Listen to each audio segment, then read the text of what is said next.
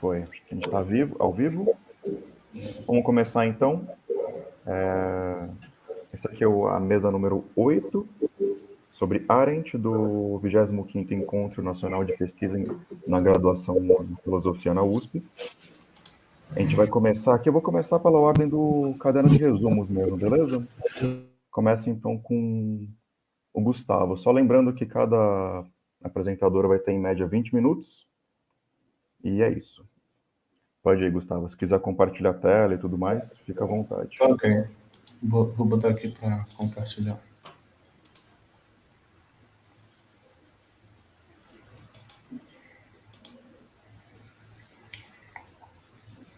Me avisa, por favor, se quando aparecer aí o texto.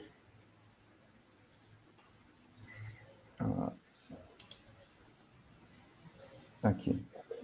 Apareceu? Apareceu. Tá aparecendo como para todo mundo aqui?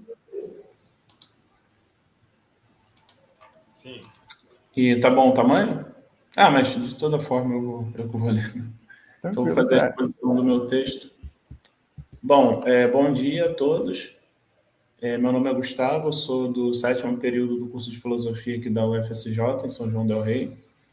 E eu quero agradecer ao PET da USP pela oportunidade de participar do evento. Quero cumprimentar os membros da mesa e os meus colegas do grupo de estudo que estão acompanhando, em especial meu orientador, professor José Luiz de Oliveira. O título da minha apresentação é O significado da vida contemplativa em Hannah Arendt e a contemplação como condição para a atividade filosófica. E esse texto ele está sendo desenvolvido a partir do meu projeto de iniciação científica, né, do edital de 2021 da PROP, onde eu sou aluno bolsista com fomento da própria UFSJ. Então, agora eu vou expor para vocês a introdução e o item 1 desse texto que está sendo desenvolvido. Bom, então vou começar a fazer a leitura. Talvez possamos afirmar com alguma certeza que temos difundido no pensamento contemporâneo um consenso no que tange à importância do trabalho enquanto atividade humana. Não raro ouvimos dentre os ditos populares expressões tais como o trabalho dignifica o homem, ou ainda a referência bíblica com o suor do teu rosto comerás o teu pão. Em ambos os casos, temos o conceito de trabalho retratado de maneira positiva, levando à compreensão de que ao homem compete o trabalho. Um dos esforços do presente trabalho será mostrar, por meio da concepção arendtiana, que tais ideias nem sempre foram um consenso na história humana.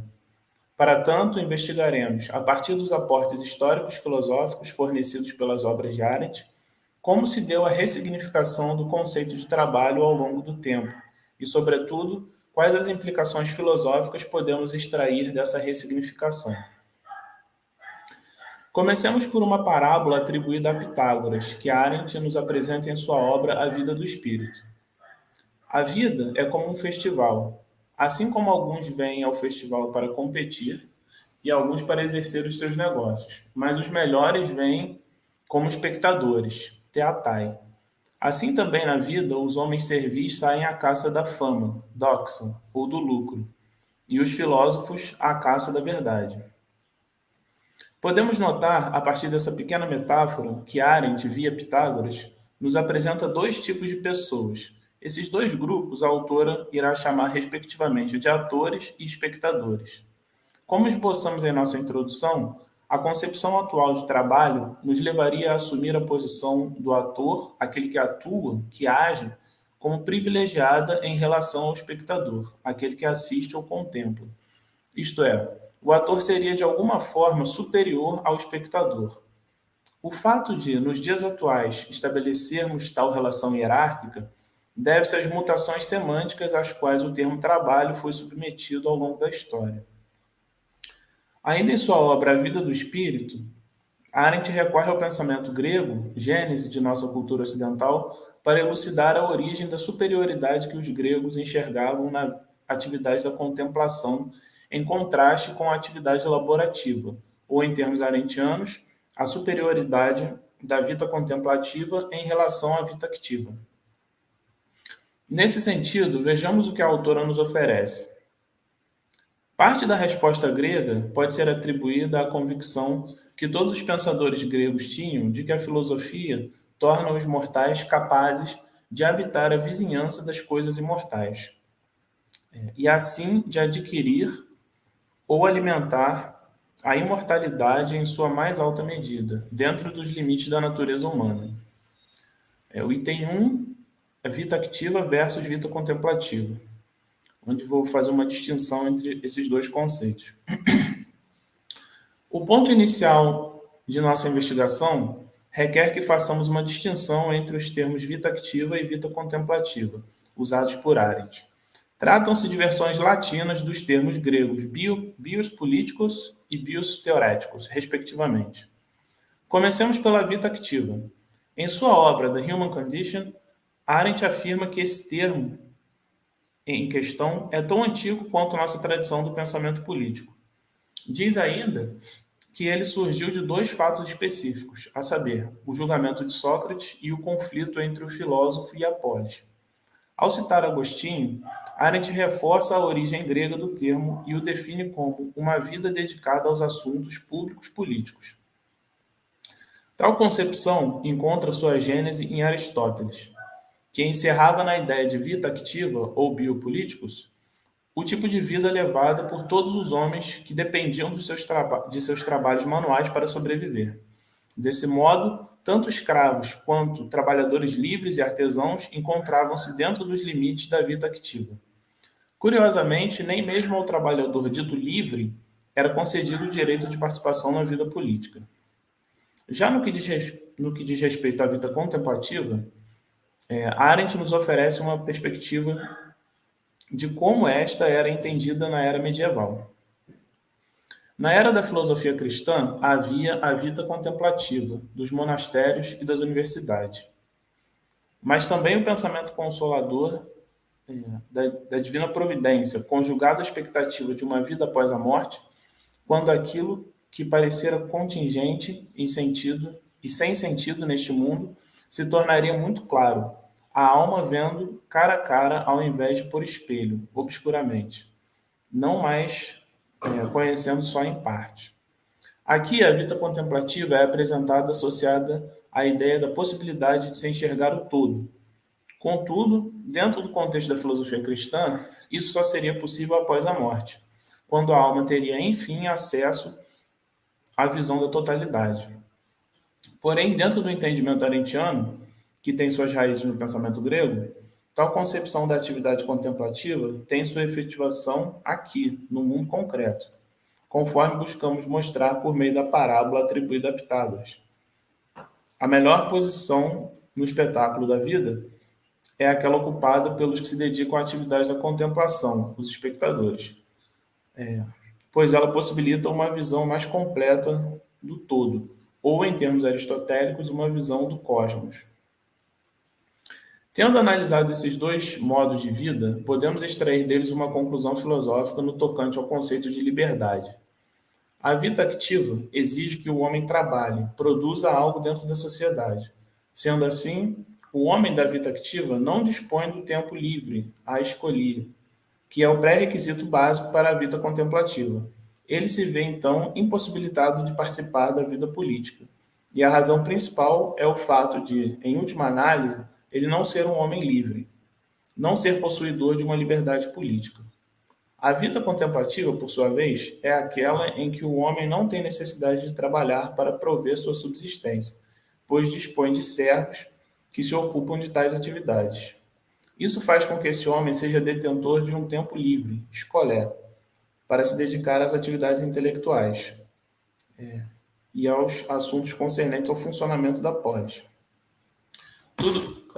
Tudo isso lhe garante uma liberdade política e o torna um autêntico cidadão. No fragmento de texto a seguir, é possível verificar, por meio da análise de Arendt, como e por qual motivo aqueles que exerciam atividade laborativa não atendiam aos requisitos para participarem da vida contemplativa. Nem o trabalho nem a obra eram considerados possuidores de uma dignidade suficiente para constituir qualquer tipo de bios que fosse. Um modo de vida autônomo e autenticamente humano. dado que eles serviam e produziam o que era necessário e útil. Eles não poderiam ser livres, independente dos desejos e vontades humanas. Que o modo de vida político tenha escapado desse veredito se deve ao entendimento dos gregos a respeito da vida na polis, que para eles denotava uma forma de organização política escolhida de modo muito especial e livre, e de nenhuma maneira apenas qualquer forma de ação necessária para manter os homens juntos de uma maneira ordenada.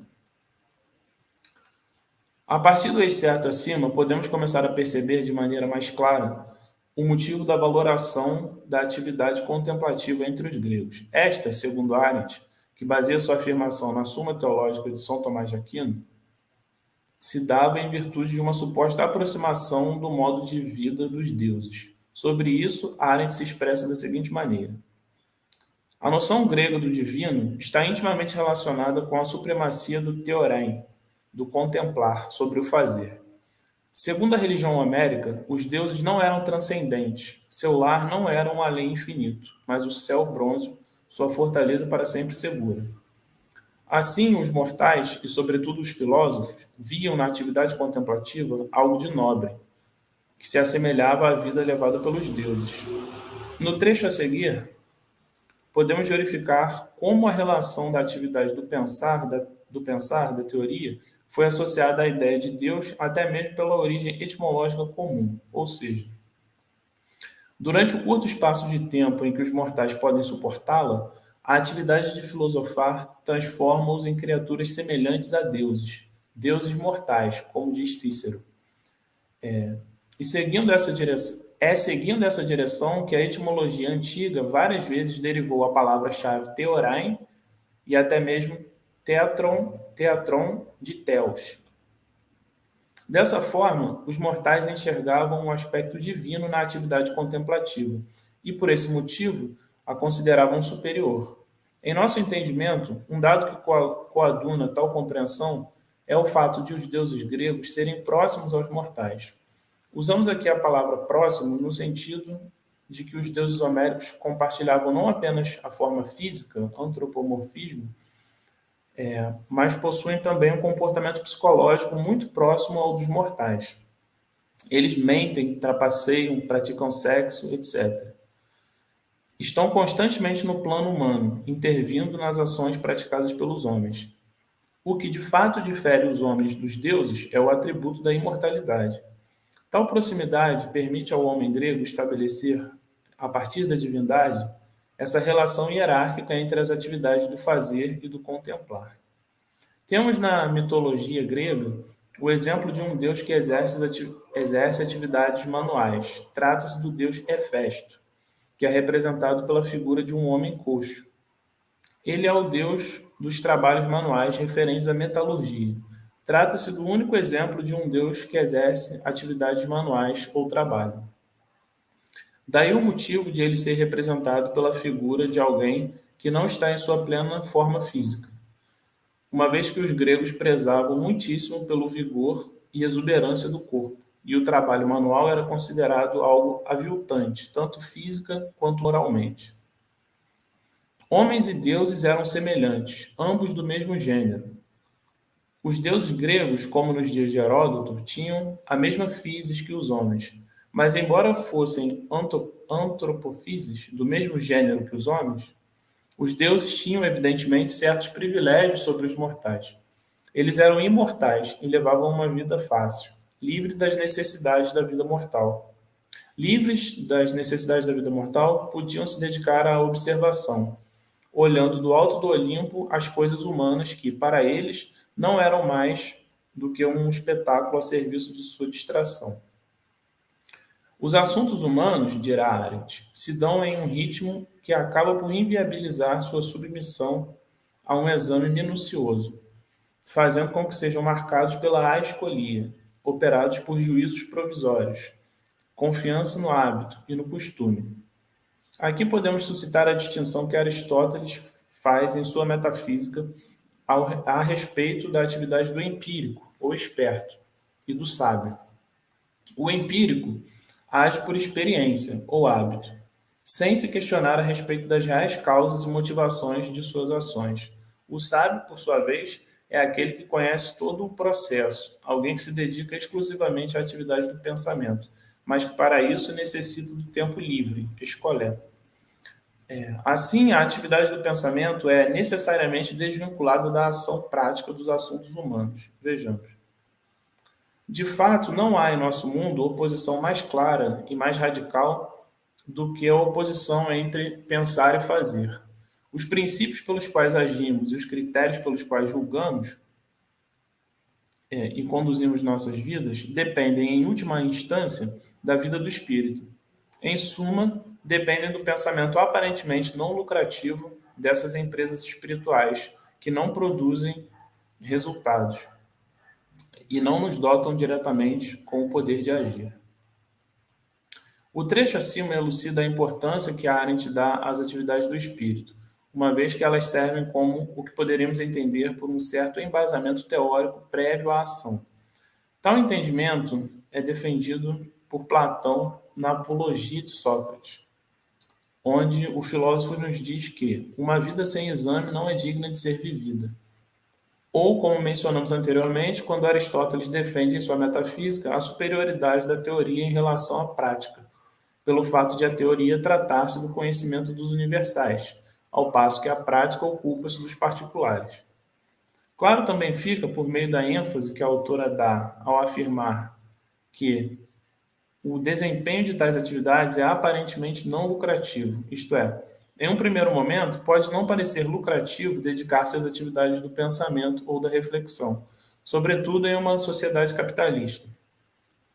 Contudo, os resultados advindos de tais atividades são de uma outra natureza e não podem nem devem ser mensurados pelos mesmos critérios que os resultados oriundos das atividades laborativas propriamente ditas. As atividades do espírito possuem antes uma natureza não material, e é dentro desse domínio que devem ser analisadas e entendidas. Todavia, Arendt deixa claro em seu texto que tal fato não desqualifica as atividades laborativas manuais. Diferentemente de Aristóteles, Arendt não defende que o lugar ocupado pelo espectador deva ser entendido como melhor ou superior do que o lugar ocupado pelos atores. A respeito dos espectadores, Arendt afirma que sua atividade não é certamente uma verdade invisível e inacessível ao homem comum. Seu lugar está no mundo, e sua nobreza está somente em não participar do que está ocorrendo, em observar como um mero espetáculo. Apesar disso, há ainda em nossos dias a ideia de que determinadas classes sociais estariam de alguma forma isentas das atividades laborativas. É o que ocorre no caso das nobrezas, que enxergam no trabalho uma certa indignidade. Lembramos aqui a famigerada passagem em que o Barão de Mauá ofereceu uma pá a Dom Pedro II para que este desse o início simbólico às obras da primeira ferrovia do Brasil. O ato foi interpretado como uma afronta ao soberano, justamente pelo fato de se ter difundida a ideia de que tal atividade não é digna de um representante da nobreza. Bom, eu termino a minha exposição por aqui.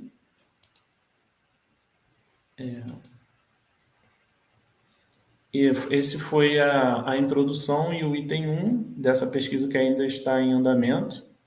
E eu agradeço mais uma vez pela oportunidade de participar, de expor meu texto.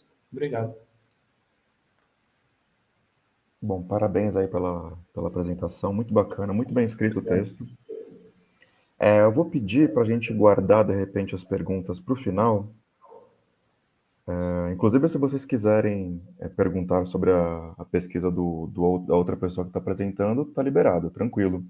Mas vou pedir para guardar para o final, só para garantir, como são 4 expositores hoje, e a gente tem até o meio-dia, só para garantir que todo mundo consegue apresentar sem pressa. Não quero que a gente apresente correndo.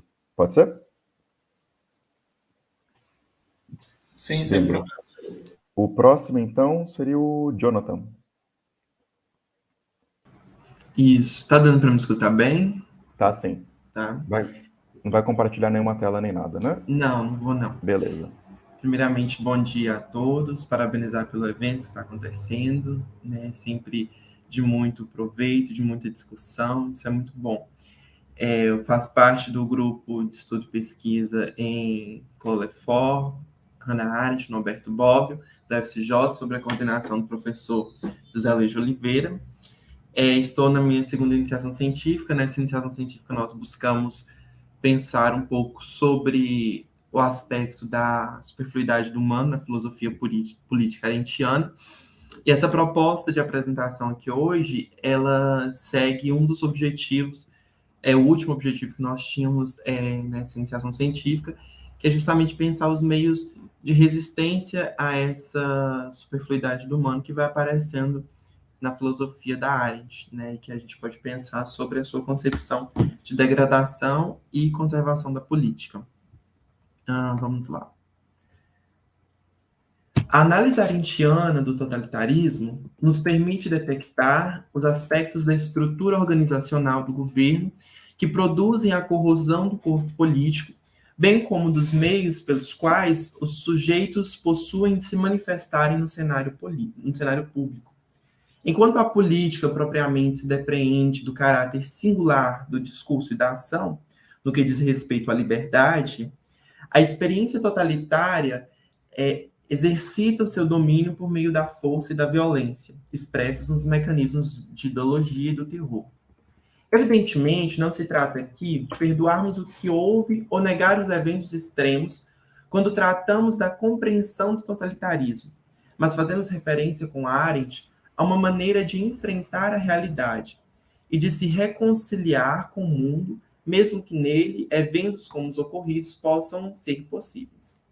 Tendo isso em vista, o nazismo de Hitler e o bolchevismo de Stalin comportaram um tipo de regime cujo sustentáculo do horror não nos permite compará-los com outras formas de governo, a fim de igualá-los ou de lhes atenuar. Nessa perspectiva, conforme salienta Arendt, o totalitarismo, na medida em que se estabeleceu como uma expressão sintomática do seu tempo, entre aspas, criou instituições políticas inteiramente novas e destruiu todas as tradições sociais, legais e políticas do país. Fecha aspas. Assim, sempre que galgou o poder, abre citação, transformou as classes em massas, substituiu o sistema partidário não por ditaduras unipartidárias, mas por um movimento de massa. Transferiu o centro do poder do exército para a polícia e estabeleceu uma política exterior que visava abertamente o domínio total. Fecha citação. Nesses termos, a autora sumariza os aspectos totalitários que desenvolveu em sua análise, de modo que seja possível a identificação da organização dos meios e instrumentos de violência. Se a experiência do totalitarismo é inédita no seio contemporâneo, ela não oscila, pois, entre os pares legalidade e legitimidade, ou ilegalidade ou arbitrariedade, diferentemente da essência das outras formas de governo. A legalidade totalitária, de acordo com Arendt, repousava na pretensão de se encontrar um meio de estabelecer a justiça na Terra, ao passo que executa a lei da história, no caso soviético, ou da natureza, que é no caso alemão, sem torná-la um mecanismo norteador da conduta individual entre o certo e o errado. Já sua legalidade institui-se pela busca de meios para tornar isso possível, mesmo onde a lei positiva nunca poderia se interpor. Aqui o significante da lei é interposto neste ponto enquanto margem simbólica do movimento, ou seja, trata-se de leis de movimento cujos processos não podiam ter fim. De outra maneira, não há mais estabilização que postularia a autoridade para a ação humana, constituindo uma mudança de sentido no termo lei. Arendt, ao valer-se da lei de matar, esclarece que ela permaneceria como lei do movimento, mesmo que conseguissem submeter toda a humanidade ao seu domínio, até porque ela possibilitou aos movimentos totalitários tomar e exercer o poder. A autora advoga, nesse sentido, que a lei positiva perde seu lugar no corpo político para o terror total, uma vez que objetiva transformar em realidade a lei do movimento da natureza e da história. Vejamos, se o movimento enquanto insurgência de degradação das leis positivas aponta para uma instabilidade nas relações humanas, o terror visa estabilizar os homens a fim de liberar as forças da natureza ou da história. É ele que seleciona, então, o inimigo objetivo da raça ou da classe, em outras palavras, quem é digno ou não de viver. Desse modo, o terror é a efetivação da lei do movimento. Encontra-se nessa percepção o ponto de partida da filosofia política arendtiana para pensarmos o significado da degradação do político no regime totalitário. Diferente de outras concepções, Arendt não iguala o totalitarismo à tirania, porque, entre outros fatores, ao agir pelo terror total, ele não resulta em nenhuma espécie de legalidade arbitrária, nem mesmo impõe um despotismo de um contra todos. Ao contrário, abstração. Em lugar das fronteiras e dos canais de comunicação entre os homens individuais, constrói um cinturão de ferro que o cinge de tal forma que é como se a pluralidade se dissolvesse em um só homem, de dimensões gigantescas. Fim de citação. A experiência do político fracassa, pois, encontra-se impossibilitada de vir a ser, na medida em que os homens se tornam um só, e o espaço existente entre eles deixa de existir, minando assim com a experiência plural. Se a liberdade advém do espaço interhumano delimitado pelas leis, aqui encontra-se o ponto nevrálgico de seu declínio. O mecanismo do terror total, então, está associado na filosofia política de Arendt à ideologia enquanto guia da ação individual. Deve-se a ela a configuração de quem será posto no papel de carrasco ou de vítima, embora, em linhas gerais, tendo em vista a violência irrestrita do movimento histórico e natural direcionada à destruição, até mesmo carrasco se tornaria vítima.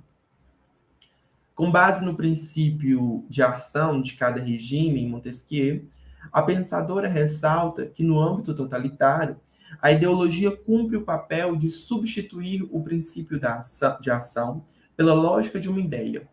Assim, a história não é vista sob a luz de uma ideia, mas como algo que pode ser calculado por ela.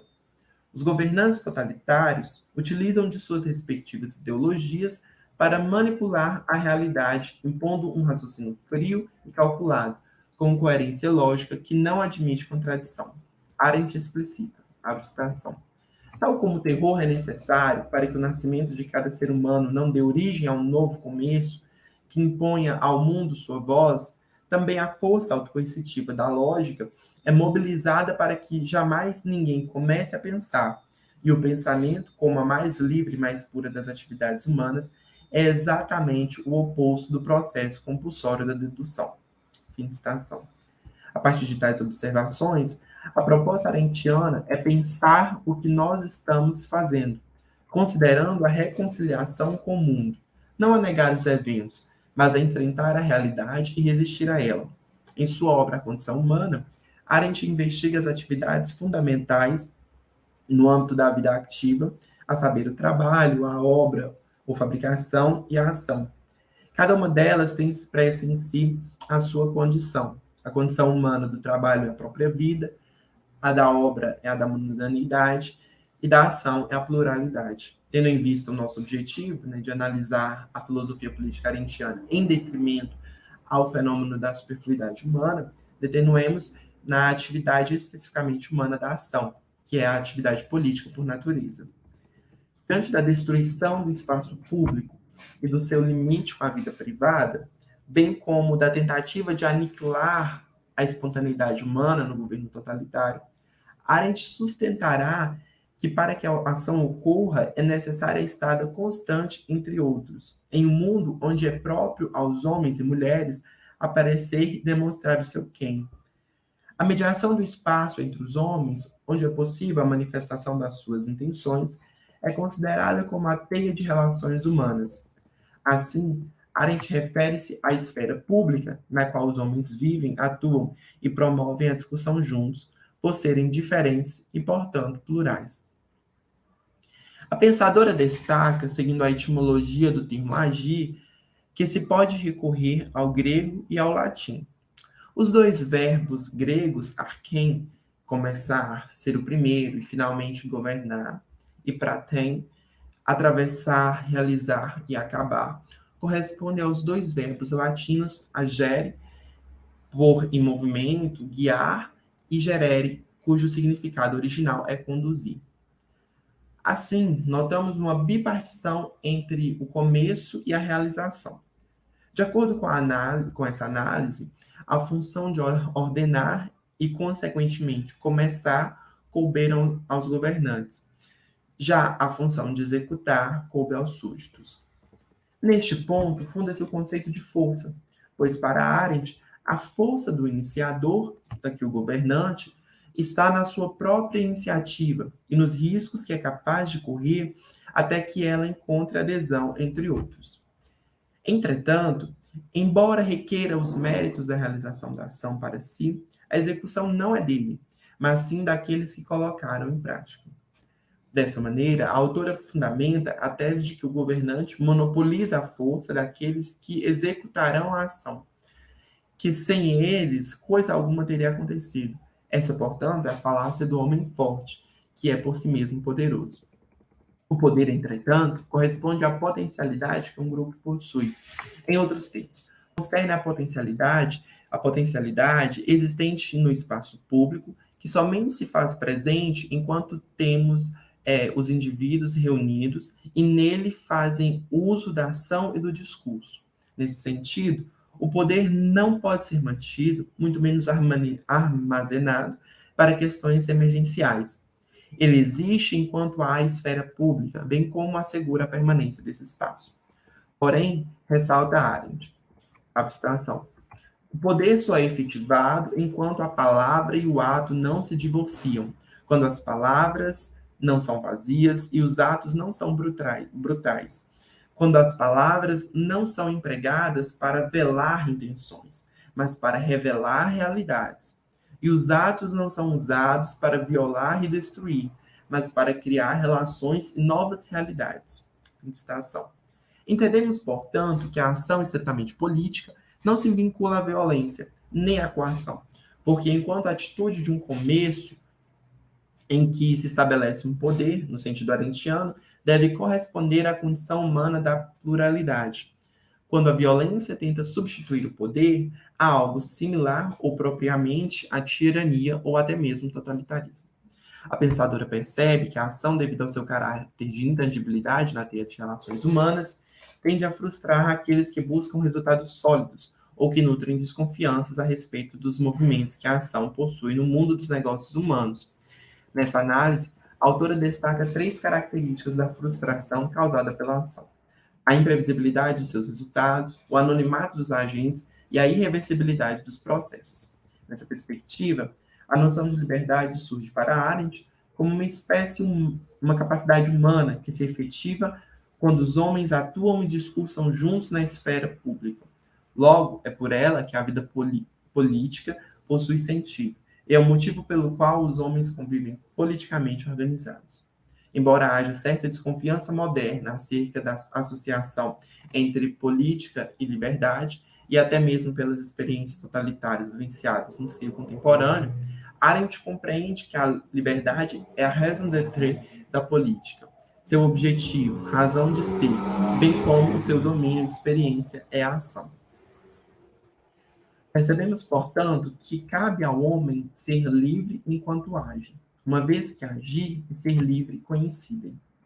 Souto, ao comentar essa temática, retorna ao termo grego arquém, porque, segundo ela, o começar, o conduzir e o governar são as qualidades proeminentes do homem livre. Esse termo é testemunha de uma experiência em que o ser livre e a capacidade de começar algo novo coincidem.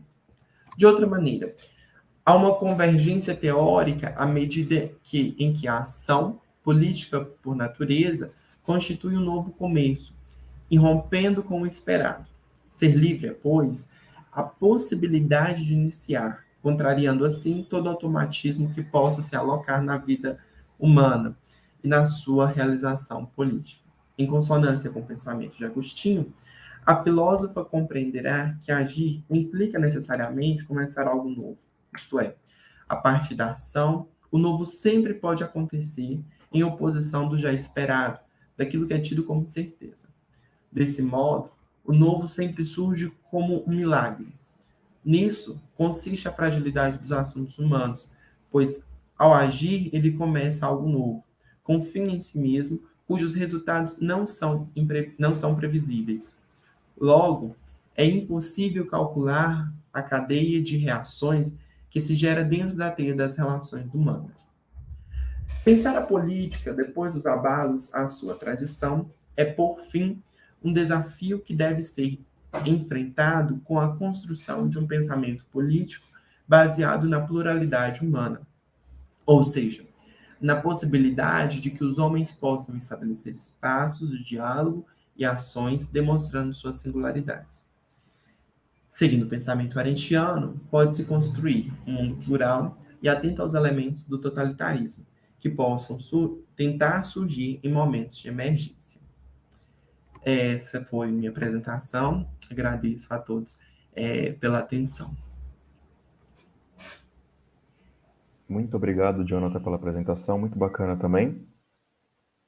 Vamos passar aqui ao próximo. É a Mariane. Oi, gente, bom dia.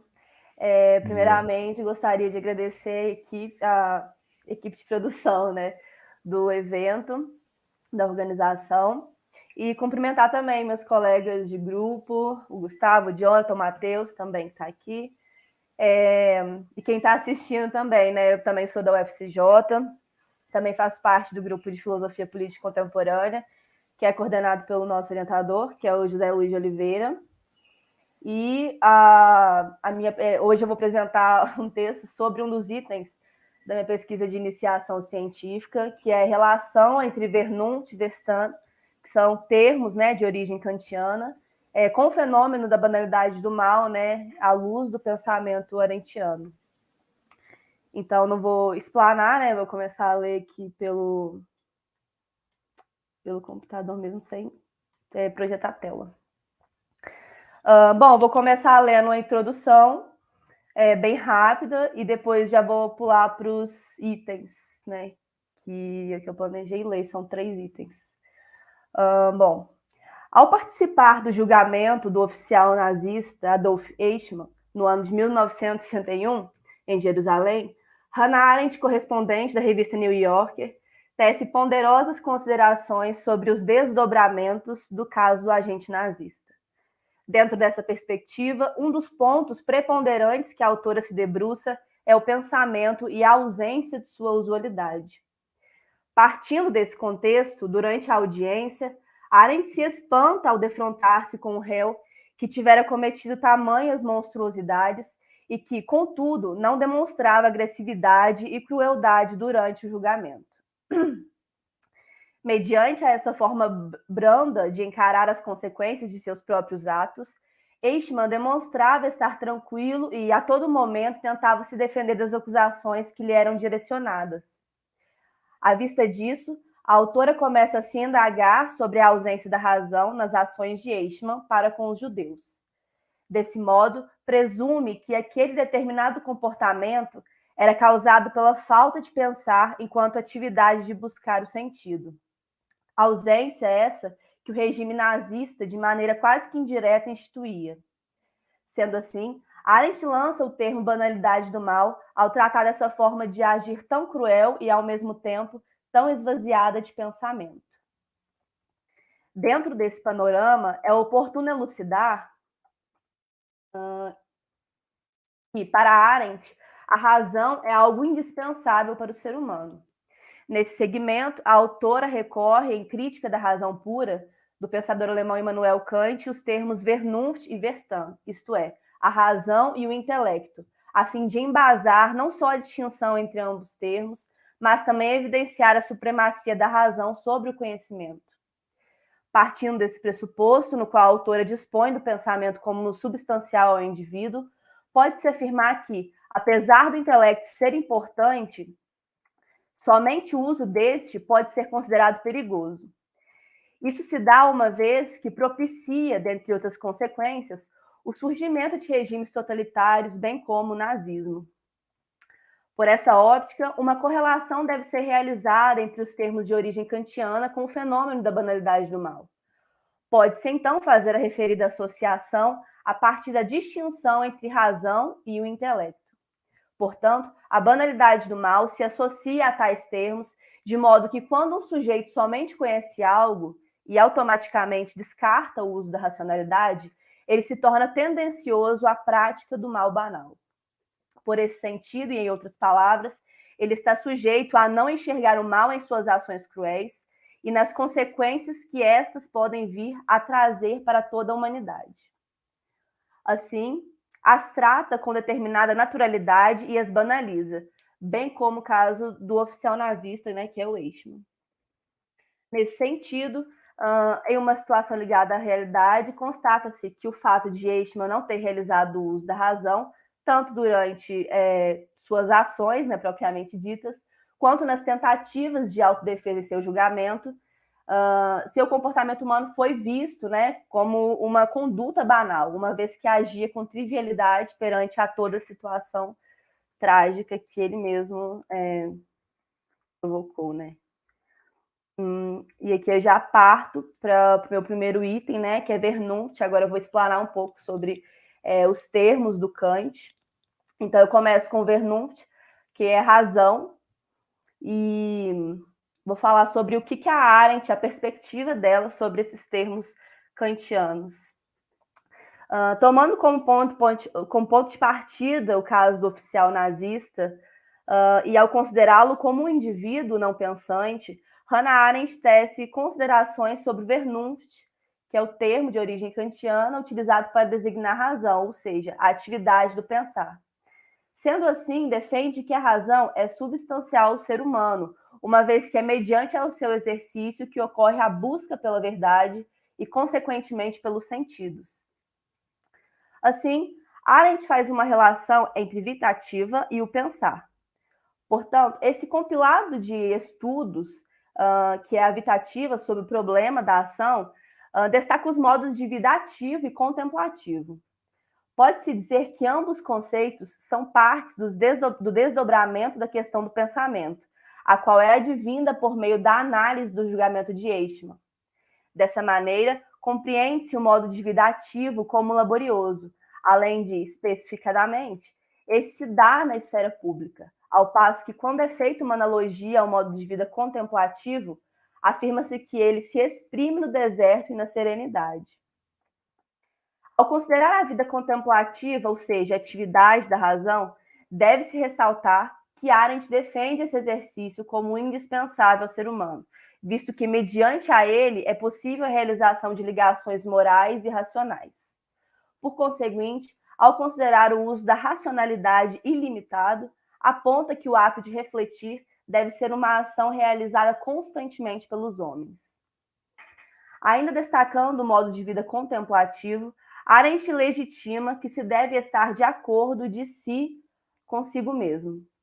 Nessa perspectiva, é feita uma analogia ao 2 em 1 socrático, o qual exige que o sujeito esteja voltado para si próprio. Nessa circunstância, o referido método pode ser designado como um tempo para se conectar e pensar com o seu interior e as deliberações do mundo. Por esse ângulo, ao delimitar um tempo para simplesmente pensar, não se deve direcionar este pensamento, mas sim usá-lo de forma livre e consigo mesmo, isto é, sem delimitações ou imposições. Dentro desse ângulo, essa retirada do mundo também se torna um elemento essencial, visto que, segundo Solke, é um fator que está envolvido na caracterização da atividade do pensamento. Outro sim, ao discorrer que todos devem fazer o uso da razão, Arendt relaciona esse exercício à possibilidade da condução dos indivíduos a não praticarem o mal. Nesse panorama, ainda segundo a autora, a banalidade do mal seria a prática do mal de forma trivial e banalizada, ou seja, um comportamento despido de razão e, consequentemente, de pensamentos críticos. Em vista disso, ao associar a figura de Eichmann ao conceito de banalidade do mal, deve-se observar que quando o réu nega a responsabilidade de extermínio do povo judeu, ele estabelece o mal que ocasionou em algo totalmente banal.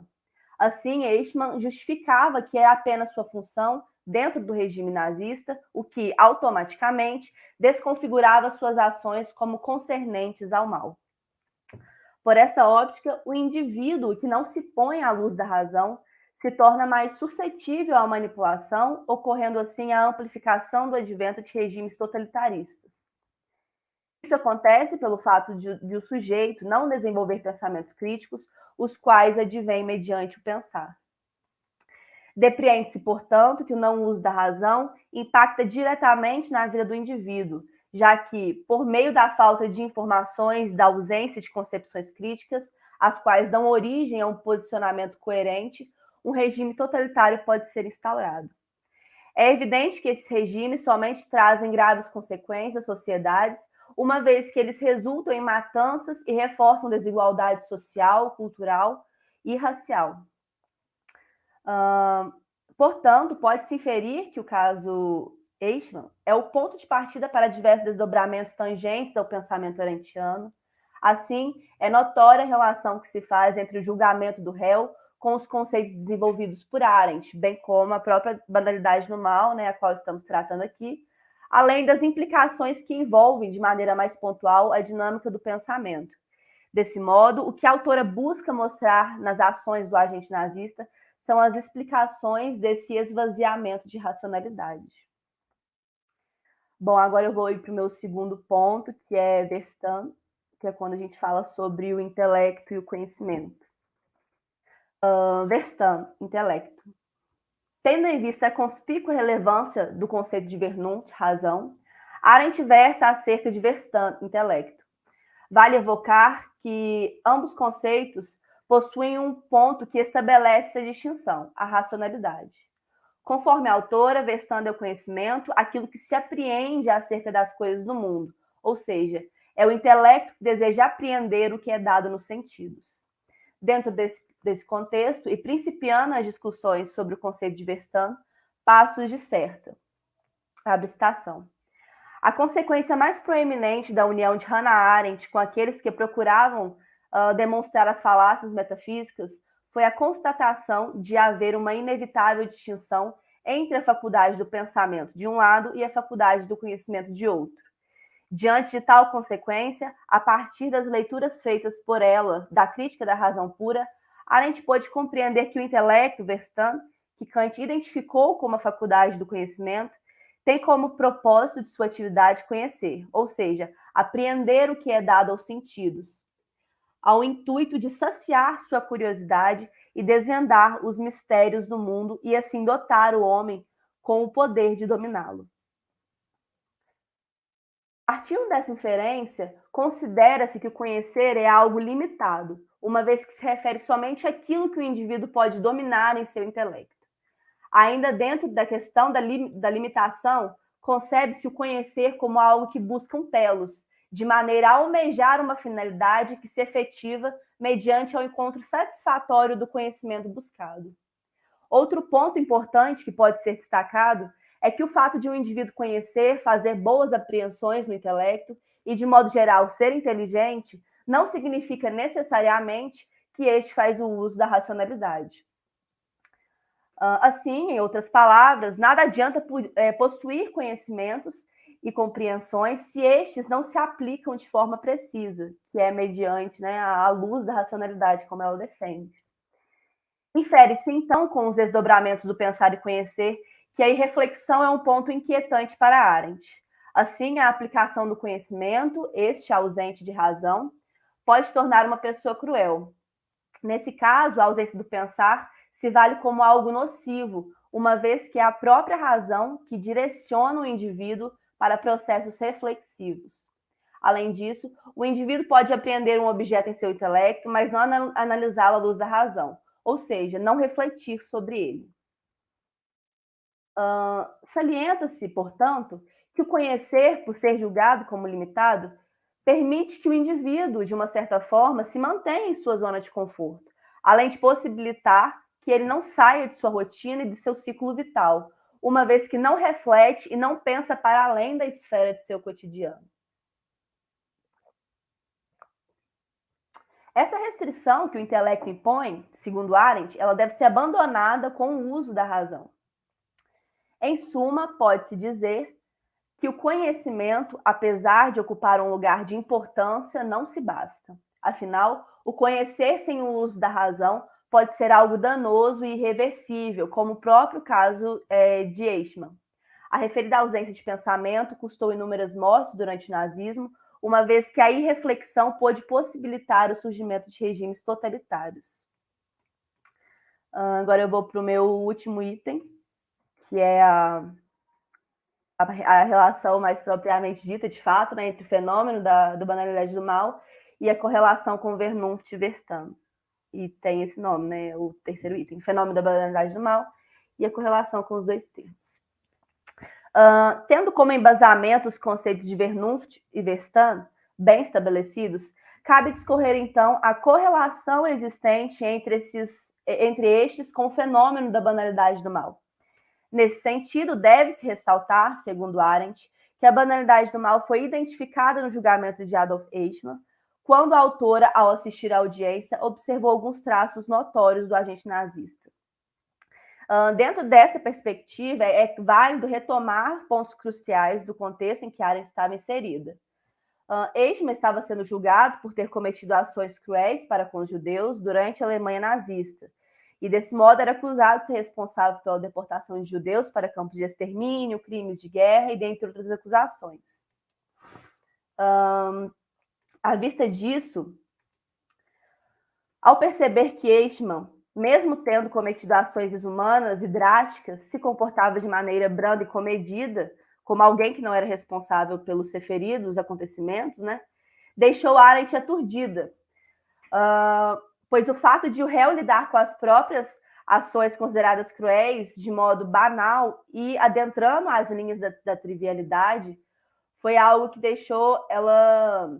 Isso é uma questão que é interessante a gente destacar, né? A gente vê como o olhar para dentro de um julgamento, né, foi tão pontual. A gente percebe como o Eichmann, ele se comportava de maneira natural, né, como se ele mesmo não tivesse cometido aquilo que ele estava sendo julgado, né. Ele tinha um comportamento muito brando e Arendt se incomoda profundamente com isso.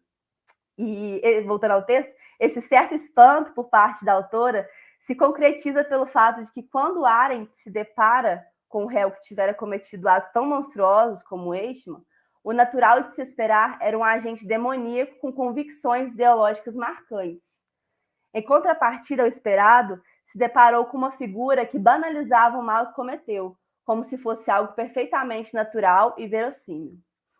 Dentro dessa conjuntura, ao fazer uma análise minuciosa do comportamento do oficial nazista, foi observado que o autor, ao realizar as referidas ações pelas quais estava sendo julgado, apesar de deter o conhecimento, Verstanden, de seus atos, não exercia a atividade da razão, que é o que a gente denomina de Vernunft. Em outros termos, Eichmann não colocava suas ações à luz da razão, a qual é explicitamente defendida. Desse modo, afirma-se que, pela ausência da racionalidade, o mal pôde ser banalizado, uma vez que a falta de reflexão sobre o mundo e seus desdobramentos humanos é persistente. Por esse ângulo, Souque discorre, abre aspas, de fato, Hannah Arendt não reelabora jamais o conceito de banalidade do mal, apenas conclui sobre a falta de profundidade e ausência de enraizamento das razões e das intenções do indivíduo Eichmann para recusar o caráter radical do mal. Isso posto, pode-se retomar, portanto, que o conceito de banalidade do mal, segundo Arendt, está intrinsecamente ligado ao esvaziamento de racionalidade. Para além disso, deve-se salientar que pouco adianta a utilização do intelecto se a razão não se aplica a este. Desse modo, a tendência da banalização de ações cruéis e suas consequências se expandiriam. Bom, esse é o último item, né, que acabei de ler, E termino por aqui a minha exposição. Muito obrigado, muito boa a exposição. Obrigada. O próximo agora é o Matheus.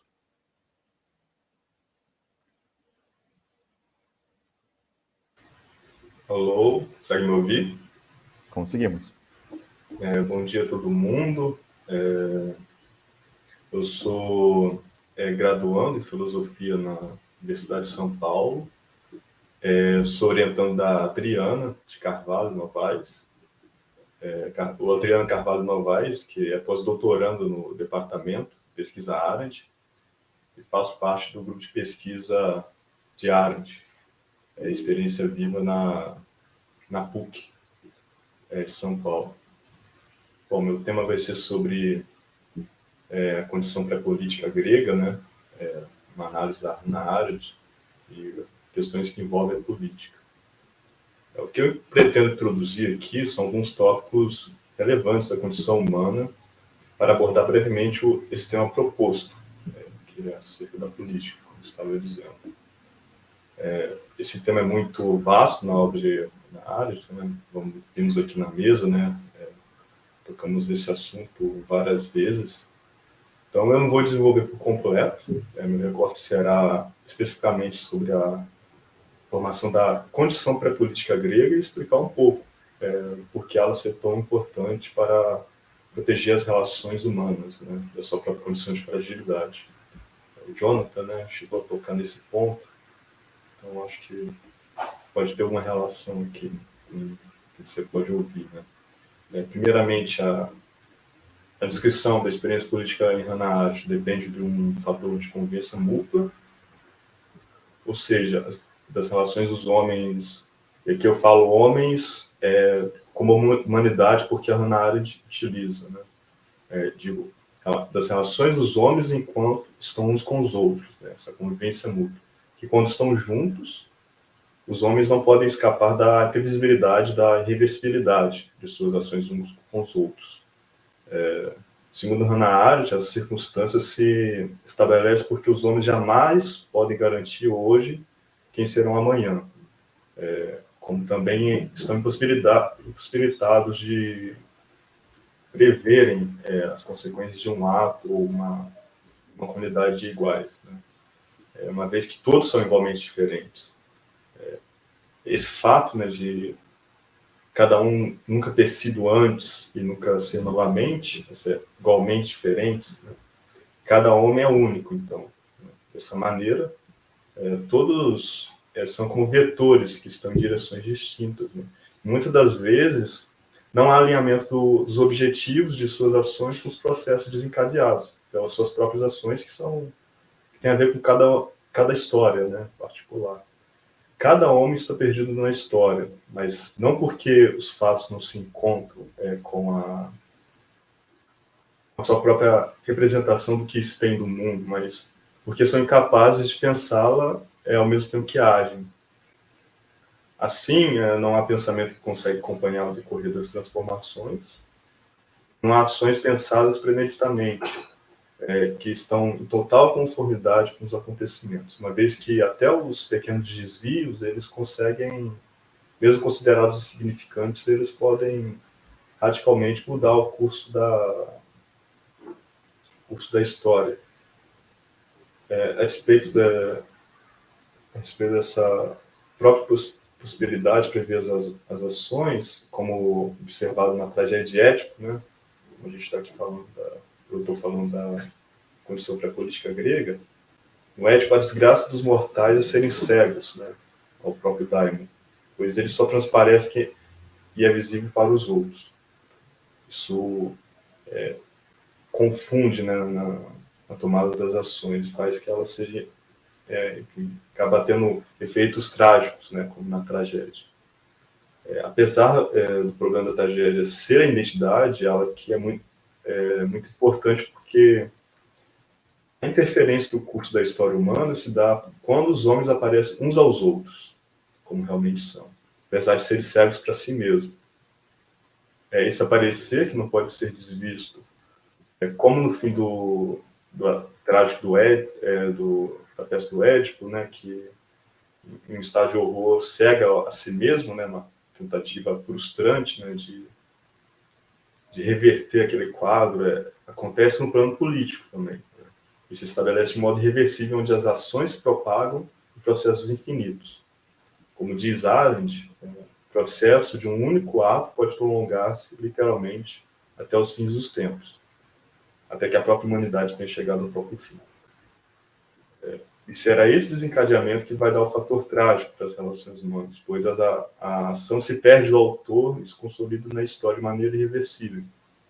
Sendo assim, a convivência mútua, ela gera constrangimentos nas relações de uns com os outros, devido ao impacto dessas ações, né, que cada um tem. Dada essa maneira singular de se manifestar no mundo, dos seres humanos, mas que é suficiente o bastante para mudar o curso da vida da comunidade inteira, o espaço público comum foi erguido através das leis, né, com o objetivo de estabilizar esses assuntos humanos. Pensado como forma de proteger um dos outros, das suas próprias ações, que são imprevisíveis e irreversíveis, as leis do período pré-filosófico estabeleceram limites para o alcance do seu agir.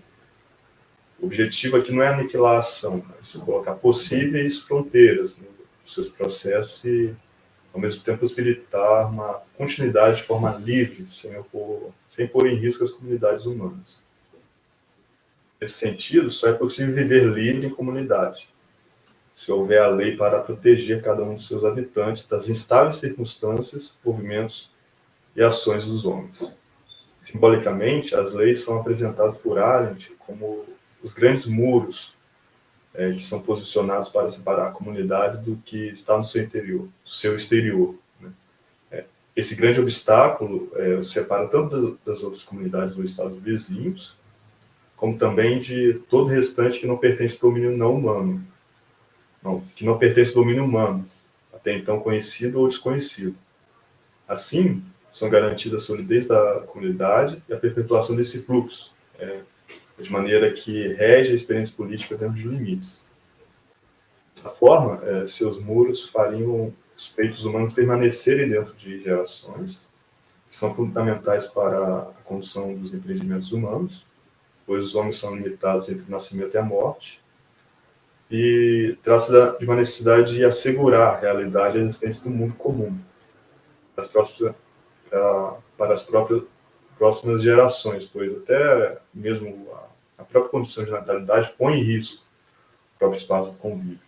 Graças ao grande muro da lei, o aparecer fica resguardado, né, transcendendo a vida e a morte, permanecendo no fluxo dentro das gerações presentes e futuras. Aqui uma questão das obras, né, que permanecem. Né. A arquitetação desse muro era comparada à atividade de construtor, né, ou do artesão, ou seja, a legislação ela era elaborada por uma espécie de técnico ou especialista que entregava a sua obra para os homens quando ela estivesse terminada.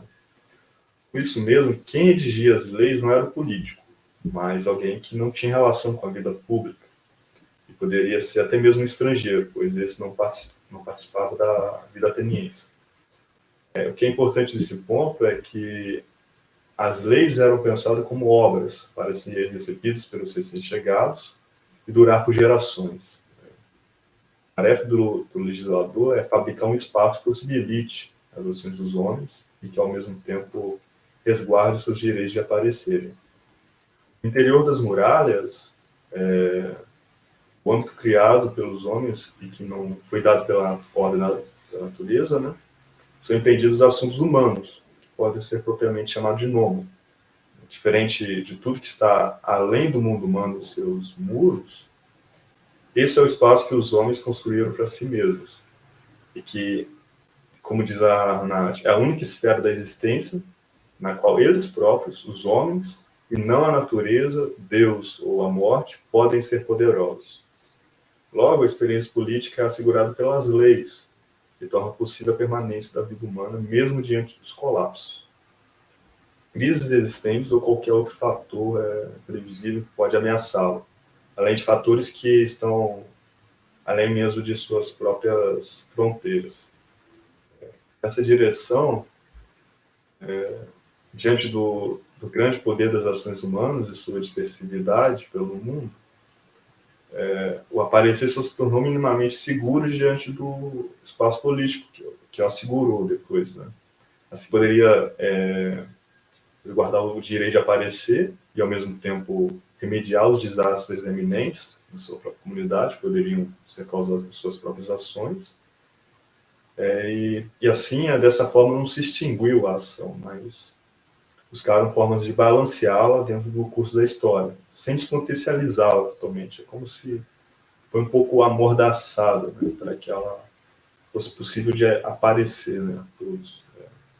De certo, o grande muro da lei era muito mais seguro do que as narrativas poéticas dos grandes feitos que se eternizavam. A vida dos homens se consolidava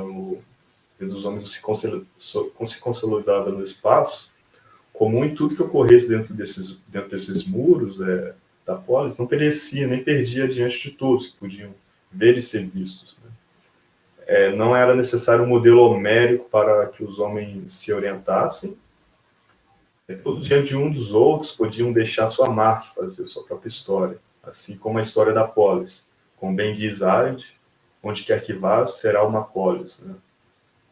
Como uma suspensão da dependência da oralidade homérica, que expressava o espírito agonístico por gerações, os homens dentro dos seus muros, eles passam a afirmar seu próprio espaço através do seu agir e falar em conjunto, também por gerações. Em suma, o que eu quis apresentar aqui é que a experiência política tornou fundamental para contornar os apuros de quando os seres humanos se encontram ameaçados. Seja ameaça vindo pelo mundo natural, né, desastres, né, temos aí o mundo agora, né, aquecimento global, etc. Esses vínculos, essas leis, né, essas promessas, elas fortalecem os seres humanos, como eu havia dito, que é um espaço onde a natureza, Deus e a morte não são mais poderosos que nós, né? Então, isso ajuda a contornar os apuros do universo, né? E também outros impasses, né, de o universo desconhecido agora que também está em questão, né?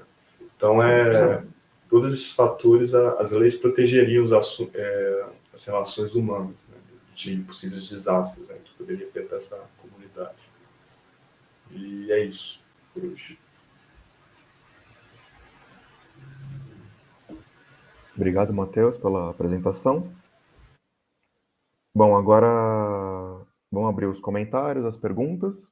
Por enquanto, no chat aqui não tem nenhuma pergunta exatamente. Bom, antes de eu comentar, de eu fazer os meus comentários, eu queria abrir para vocês. O que vocês acharam? Podem comentar a apresentação dos colegas. Se quiserem comentar alguma coisa. Eu gostaria de fazer um comentário. Interessante esse momento da gente poder ter contato, né, com a pesquisa de outras pessoas também que pesquisam o mesmo autor. No caso aqui da Mariana e do Jonathan, nós fazemos parte do mesmo grupo, então eu já tinha tido contato com o trabalho deles, mas o Matheus agora eu estou tendo contato. Então, eu acho interessante essa possibilidade, né, que o encontro gera, né?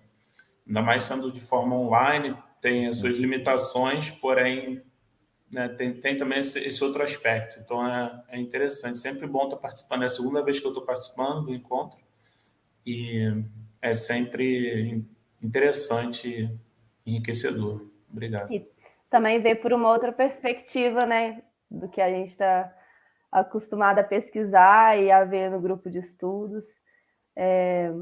Então, é igual o Gustavo pontuou, né? É muito rico esse momento aqui que a gente consegue estar participando.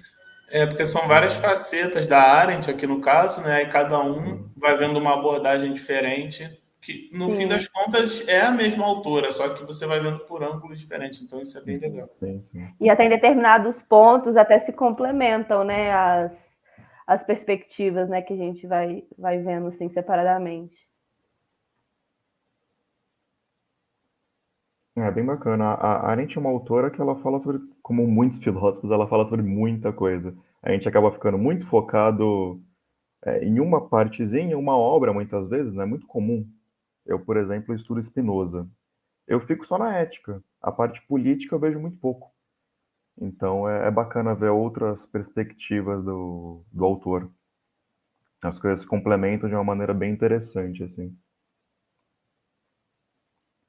Bom, como eu disse, eu estudei muito pouco na minha vida a Hannah Arendt, mas até onde eu estudei, eu acho que as apresentações aqui contemplaram muito bem a autora. Foram excelentes apresentações. Apesar de eu conhecer pouco, até onde eu entendo, acho que tudo certo, foram boas apresentações. E eu acho muito bacana, sempre me fascina muito quando eu vejo uma apresentação ou estudo a Arendt, que ela tem um estudo da história da filosofia que é incrível. Não se vê isso com muita frequência em muitos filósofos. Ela vai desde o período grego, ela passa por Agostinho, na Vida do Espírito, ela fala até da Bíblia, de São Paulo. Isso é muito difícil, né, na filosofia, falar da Bíblia e usar isso para estipular um conceito, no caso, o conceito da vontade que ela está elaborando ali na Vida do Espírito. Eu acho muito interessante esse estudo. É uma aula, assim. Eu estudo, como eu falei, eu estudo Spinoza. Eu não teria como, filosoficamente, eu não teria como estar mais longe. Eu tô é o determinismo, ela fala da vontade livre, ela é voluntarista, é outra coisa completamente diferente, mas é muito rico, porque só de você observar, só de você fazer a leitura, a aula que ela dá de história da filosofia é sempre muito interessante, e isso tá aí de muitas maneiras na apresentação de vocês, é bem bacana. Muito É interessante. interessante esse. Oi, Mariana, pode falar. Não, eu ia falar, complementar também que aí você vê também que como ela pincela esses pontos cruciais, esses momentos mais assim, né, importantes, né, históricos assim, a gente vai percebendo um pouquinho na pesquisa de cada um, né, que cada um traz uma abordagem com um contexto diferente, né, e são Sim. pontos ricos, né, ela traz pontuações muito ricas e que perpassam a pesquisa de cada um aqui. Essa questão que você falou, Lucas, que ela cita a Bíblia, né? A gente já chegou a comentar isso lá no grupo algumas vezes, que, assim, para além de questões religiosas, né? Ela traz a Bíblia para dentro da análise dela, mas como um documento mesmo, uma obra histórica que tem uma enorme relevância, Sim. mas ela tenta extrair dali aspectos filosóficos. Então, assim, ela não traz a Bíblia com um apelo religioso, né? E até nesse meu texto agora, lá no início, eu faço uma citação também da Bíblia, e foi uma coisa que eu aprendi lá no grupo, porque a gente faz leituras, né, no original dela, né? A gente tem a leitura semanal, e aí eu fui tendo contato com isso, e o nosso orientador também sempre comenta. Inclusive, tem essa coisa, né, dessas várias facetas. A gente tem no grupo pessoas não só da filosofia, até o Jonathan aqui, ele é da psicologia. Então, a gente tem esses diferentes olhares dentro da abordagem da Arendt. É bem interessante. Bacana. E bacana, né? Vocês são colegas. No primeiro momento eu não tinha. Muito bacana. Vocês se conhecem e tudo mais. Resolveram participar aqui do encontro. Bacana. E é interessante que o modelo online ele possibilita essas coisas, né? Anteriormente, eu acho que, se eu não me engano, a gente nunca tinha tentado esse modelo online. A gente começou na pandemia, né? Por questão de necessidade. Mas isso traz certas vantagens bem interessantes. Seria muito difícil vocês virem para cá, apresentar na USP. Poxa, é complicado demais. A gente consegue ter muito contato, né, com pesquisas do Brasil inteiro, né? Então, aumenta essa gama de possibilidades, né? Sim. E isso é muito importante, muito rico também. Sim, sim. Inclusive, isso também possibilita a gente... Vão ter as mesas docentes, né? No período do começo da noite. Todo dia está tendo uma mesa docente. A gente pode também trazer professores de outros países. No ano passado a gente trouxe um professor de Portugal. Trouxe não, né? A gente convidou um professor de Portugal para apresentar, é muito, muito bacana. Uma pena que não tem os biscoitinhos, né? Que tinham lá o coffee break que a gente fazia, tinha biscoitinho de graça, cafezinho. Eu adorava, comia tudo. Mas a gente tem muitas vantagens aqui. Bacana. Hoje, inclusive, vai ter mesa docente de filosofia moderna, o pensar e o viver na modernidade, às 6h30, se vocês quiserem acompanhar. Vai ser Bacana. Vai ser com deixa eu só confirmar aqui os nomes. Adriana Delbo Lopes e Ana Carolina Soliva Soria. Duas professoras. Ô, Lucas, você sabe dizer se a USP vai adotar mesmo, em definitivo, esse modelo online do encontro? Já tem alguma discussão sobre isso? Ou se Então, talvez... quem organiza a maior parte do... Quem organiza, de fato, o encontro é o PET, né, que eu faço parte. Uhum. A gente está discutindo isso bastante, assim, em relação a... Para a USP, o que a gente decidir, a gente consegue levar, né? Mas a gente está pensando, de repente, a gente pensou para esse ano o modelo híbrido, mas a gente ficou com um pouco de medo se daria para fazer, a gente não sabia se as aulas iam ou não iam retornar, acabaram retornando o presencial. A gente agora está 100% presencial no Departamento de Filosofia aqui da USP. Mas o encontro, este ano, a gente permaneceu 100% online. E, de fato, seria uma pena a gente voltar para o 100% presencial, né? Muitas pessoas não conseguiram apresentar, muitos alunos que querem expor a pesquisa, ter esse feedback, não conseguiram apresentar, seria muito mais difícil. Eu acho que o ideal de agora em diante, e isso é uma coisa que eu pretendo propor também, é um modelo híbrido. Tentar, de repente, fazer a projeção, né, na sala de aula, na sala de exposição, de quem for de fora do estado, de fora da cidade, e ter também os expositores ali fisicamente, de repente a gente consegue fazer isso. São detalhes técnicos que a gente vai ter que ver, mas o ideal seria um modelo híbrido, eu acho que seria interessante. Mas isso a gente vai ter que ver. Vamos ver como as coisas desenrolam. Entendi, perfeito.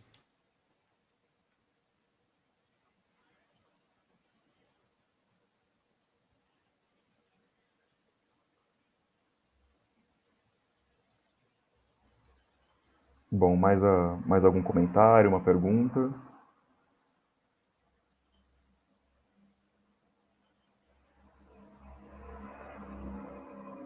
Vários elogios aqui no chat.